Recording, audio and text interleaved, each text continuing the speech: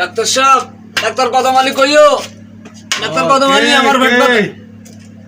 আমার পেটে ব্যথা। হ্যাঁ, এদিকে আসো, এদিকে আসো। তোমার কি হয়েছে? ডাক্তার সাহেব, আরে তোমার এই অবস্থা কেন? ডাক্তার সাহেব, আমার খুবই সিরিয়াস অবস্থা, আমার পেট ব্যথা। ও, আমি তো আবার সসমা ছাড়া চোখে দিই। জলদি করেন ডাক্তার সাহেব, কি হয়েছে তোমার? আমার পেট ব্যথা। আরে তোমার পেট ব্যথা কদিন ধরে? কোন জায়গায় ব্যথা করে? এই যে এখানে। ও স্যার, এটা কি স্যার? স্যার, স্যার এটা কি স্যার? স্যার, ও ও স্যার। দেখি তোমার কি হয়েছে? স্যার, ব্যথা পাচ্ছি।